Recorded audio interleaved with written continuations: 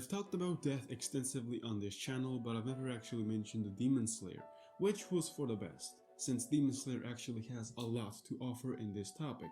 Hence the cringy title of this video, spoilers for Demon Slayer Season 1 and 2. There are two main reasons why I don't call Demon Slayer's death bad or good. Let's get the good one out of the way. The sole reason why I don't call Demon Slayer's death bad is because of Ringoku. It is the perfect conclusion to his character and the perfect death. In my previous videos, I've mentioned how death usually has a 3-act structure: the build-up, the climax, and the fallout. In the build-up, of course, we learn about Ringoku's character through natural means. No exposition or forced dialogue, just him talking with other characters. We learn about how much of a charismatic, optimistic, and energetic person he really is. Every single time he's on screen, he's just filled with this positive energy, always looking into the stoic and the bright side of any situation. He is this bright shining star that will lift everyone's spirits, and this is shown across many situations in this movie. Ringoku is also very badass.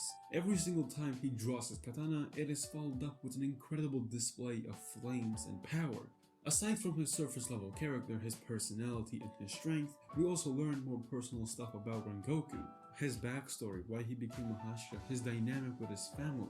He became a Hashira because he wanted to make his family proud. He wanted to follow his father's footsteps and use his power for the benefit of everyone, raising this massive wall that will protect everyone. He wanted to make them happy, especially his mother and father. Of course, he didn't get the appropriate reaction he was hoping for. His father has a very cold and broody dynamic towards Ringoku's achievements, which will be explored heavily in the climax.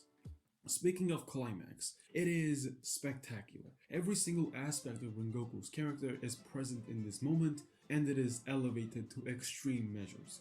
It is simply incredible. Of course, Akaza shows up Upper Moon 3, and these two engage in a massive brawl. This fight has everything going for it: the incredible animation done by UFO Table, and incredible emotional payoff. In this fight, we truly learn how far he's willing to go to protect others. He saw how he can't win against Akaza, and he decided to sacrifice himself, pinning Akaza down until the sun comes up and it finishes the job.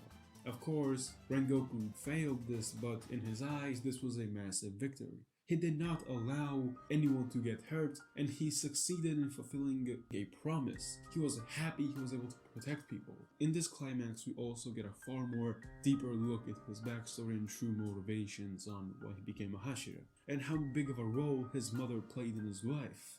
And in his final moments, despite being on the verge of death, he dies happy, further cementing his dynamic with every situation. Him always looking to the bright side, always being happy and not allowing anything to drag him down. If the fallout wasn't substantial, this death still would be hollow. And let me tell you, the fallout is spectacular. There is long-term and short-term fallout. Short-term being, of course, us getting more developed for his family, more specifically his father, someone who in the past had a very cold dynamic towards Ringoku's achievements and really didn't pay much attention to it. But after Ringoku sends him a letter, we see his true side as a parent. As Ringoku's father, he didn't want to submit his children to such horror and possibly death. It's perfectly justifiable. No parent wants to see their kid die or fight these incredibly powerful demons. That's why he wasn't happy Ringoku became a demon slayer. This doesn't necessarily justify his other actions, but this small moment, at the very least, really deepens Ringoku's and his father's personalities. When it comes to long term, it mainly has to do with Akaza. Akaza and his dynamic with Tanjiro and other Hashira. Since Akaza killed Ringoku and had to run away because the sun was coming up, Tanjiro belittled him, called him a coward, and really rubbed it in how Akaza had to run away. Akaza, being a very stubborn and powerful demon, he swore vengeance and to kill Tanjiro. Along with this, we also get some scenes with other demon slayers, most notably the Hashira. This doesn't really give us that much information on their dynamic, but at the very least you can tell that Ringoku's death significantly impacted the demon slayer's capability to fight. For hundreds of years they've been fighting an uphill battle, and losing one of their literal pillars, it is a big blow. But more relevant development here is Akaza's actual introduction and development. Him being a villain and having such an incredible development and achievements really elevates him above other demons. from now on, whenever he's gonna appear in the story, it's gonna have a lot of stuff backing it because he killed such a notable character. The next time he appears, you will instantly know that shit's about to go down. For a while we won't see Akaza, but when we ultimately do see him, it's gonna be an incredible clash. Setting stuff like that up, there's hundreds of chapters before it actually happens, is incredible. Now for the bad side. There are three main reasons why I didn't call Demon Slayer's death good. Firstly, every single demon that has any kind of a notable impact on the story dies exact same way over and over and over again. As they're about to die, we get this long flashback about their backstory and how much of a sad life they had, and this is very repetitive. The actual formula is not bad, but when you use it over and over again, then it gets very repetitive and predictable. Along with that, this flashback doesn't actually help you in any significant manner with the character because you get the information, but you can't use that information because the character is dead. You don't have actual screen time with the character to really assess their personality and connect it with the flashback you got. You don't have any sort of emotional outlet to use that stored knowledge. It just dissipates. Whatever information you do get has no use because the character actually dies. Having actual screen time with the character, whilst knowing their backstory, allows you to get invested in the character a lot more. Actual exposure to the character as you understand them is infinitely more powerful. But the way the mangaka pulls these flashbacks up, it feels like a cheap way to garner some sympathy from the readers and give very little development for these villains. Now for the final reason.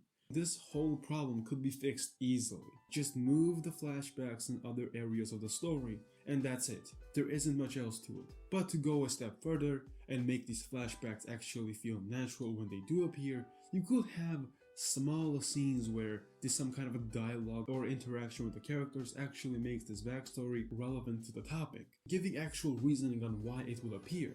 It doesn't really take that much effort and it improves so much. Especially for Upper Moon 6, since we don't see him for a really long time within Season 2, it would have been really nice to see some backstories for the character leading up to his introduction. Some backstories here and there that tells you about these two siblings' relationship, but at the same time, not 100% revealing everything to you. Create mystery and intrigue. You would ask questions despite knowing a lot of stuff about the character, and when he ultimately does appear, it would have been infinitely more surprising because you've been seeing this guy for a really long time now. You didn't get any clues on where he was or who he was, and ultimately having him revealed in a spectacular manner makes your first impressions deeper. You instantly understand the character and think more than just, oh yeah, he's just a big brother who's a bloodthirsty demon, blah blah. You would have more things to associate the character with, and that is done with just moving the flashbacks in other places. Some people would consider this to be a nitpick, but for me, having something that is not bad, but could have been infinitely better, is a missed opportunity.